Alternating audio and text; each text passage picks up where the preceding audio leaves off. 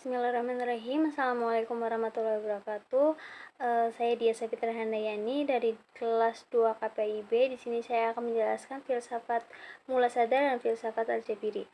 Mula Sadra mengkritisi pemikiran filsafat Islam ke dalam pendekatan sintesis akhir berbagai pemikiran filsafat. Basis utama pemikirannya yaitu bertumbuh pada ajaran Al-Quran dan Al-Sunnah, filsafat peripatetik, ilmu minatif, kalam sufi dan syai, serta irfani. Mula Sadra membuat sintesis secara menyeluruh yang kemudian ia namakan Al-Hikmah Al-Muta'aliyah. Mula Sadra merasa yakin bahwa ada 3 jalan terbuka bagi manusia yang memperoleh pengetahuan, yaitu wahyu, akal, dan intelektual. Di sini saya membagi menjadi 3: biografi, karya-karya, dan epistemologi.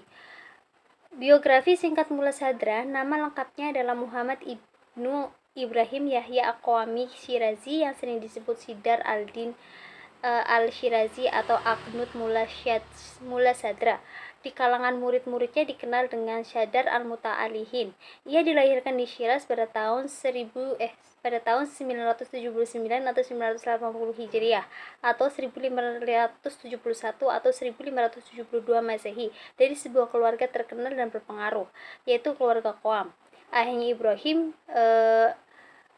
Ayahnya Ibrahim bin Yahya al-Qawami al-Syarizi, seorang yang berilmu dan soleh, pernah menjadi gubernur wilayah Fars.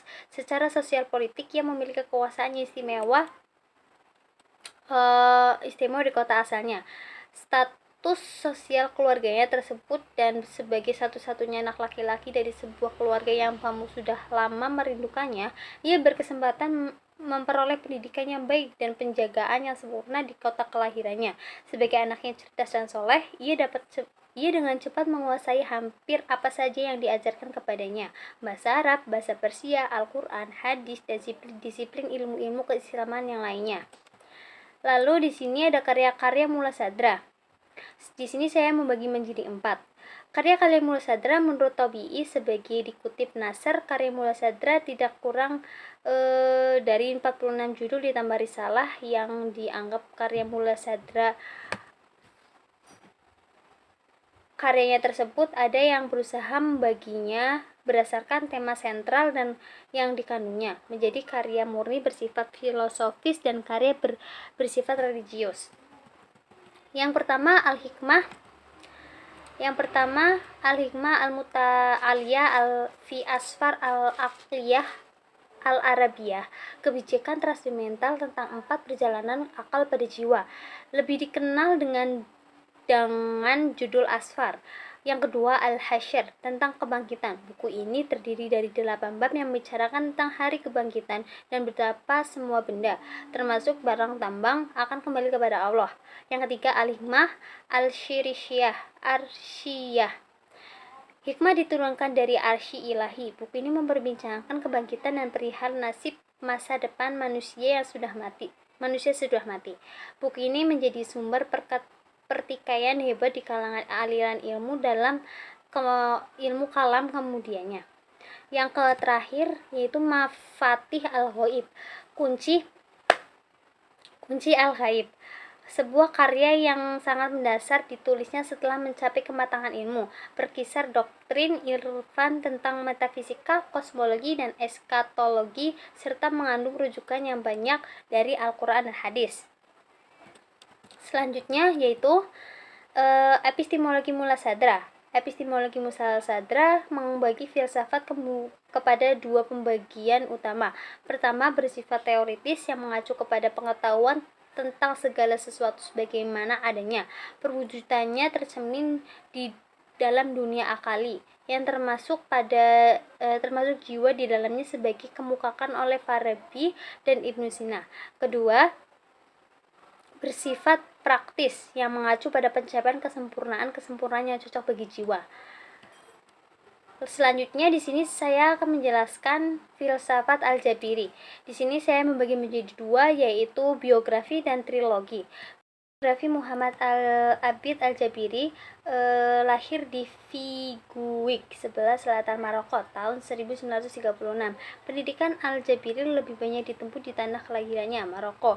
Beliau menempuh pendidikan filsafat di Universitas Damaskus selama setahun di Syria tahun 1958.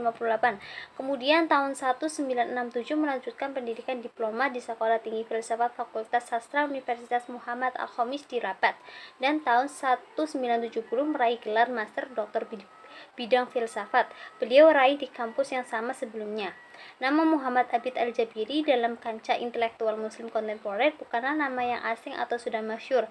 Dia dikenal dengan proyek Naqd al-Aql al-Arabinya yang monumental. Sejak awal 1970-an, tidak kurang dari 20 tahun, Al-Jabiri membangun tradisi kritik terhadap pemikiran Islam melalui menulis sejumlah buku. Sebagai pemikir Islam kontemporer pada posisi garda terdepan, Al-Jabiri sudah tentu didukung oleh latar belakang lingkungan intelektual, budaya, dan situasi sosial politik di sekitarnya.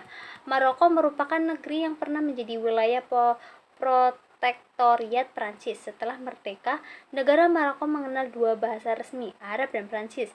Menurut sesuatu tesis kaum poststruktur bahwa bahasa menentukan ukuran, bentuk, dan kandungan pemikiran seorang atau kelompok, maka tradisi bahasa Pransisme memudahkan para sarjana Maroko mengenal warisan pemikiran yang menggunakan bahasa Prancis.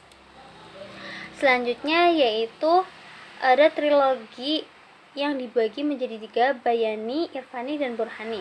Trilogi nalar menurut Al-Jabiri, pokok pemikiran yang digagas oleh Al-Jabiri bisa dilihat dari hasil karyanya mengenai epistemologi Islam. Dalam idenya tentang Arab Islam meliputi Bayani, Irfani, dan Burhani. Di sini saya akan membahas Bayani terlebih dahulu. Nalar tekstual Bayani adalah perhatian pertama Al-Jabiri yang merupakan pijakan awal kritiknya. Menurutnya, sumber pokok pengetahuan adalah wahyu atau teks. Bayani merupakan fungsi sebagai tatanan hukum yang ada di dunia Islam, gramatika, filologi, dan teologi. Ilmu kalam mukalam. Hal ini dikarenakan sumber materi-materi tersebut berpatokan dengan dasar hukum Islam.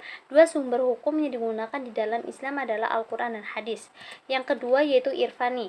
Irfani yaitu berpatokan pada sumber pengalaman manusia di dalam kehidupannya. Manusia dapat melihat sebuah pemandangan yang mempunyai keindahan dan kemegahan alam semesta. Manusia juga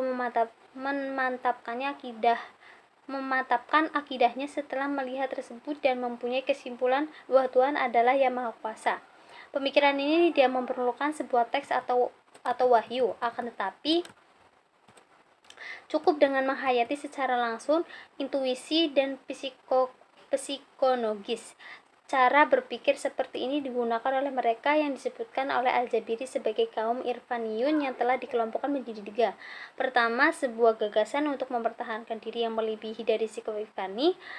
Kedua, lebih mengedepankan watak filosofis. Ketiga, lebih mengedepankan dimensi mistis seperti yang dilakukan oleh para filosof Islamiyah di kalangan tasawufah batiniyah. Yang terakhir, Burhani dengan teori sebelumnya. Epistemologi Burhani mempunyai sumber pada realitas al-waqi yang terjadi pada alam, sosial, kemanusiaan, dan keagamaan. Keilmuan yang dihasilkan adalah al-ilmu al-husuli yang memiliki makna ilmu yang ada konsepnya, disusun dan mempunyai sistematika didasari logik, serta tidak melalui intuisi dan teks. Pemikiran melalui nalar Burhani menggunakan kolaborasi antara abstraksi dan pengalaman indriawi manusia. Pola pemikiran semacam ini dapat ditemukan pada gaya ilmuwan filsafat. Sekian pemaparan materi dari saya, kurang lebihnya mohon maaf. Wassalamualaikum warahmatullahi wabarakatuh.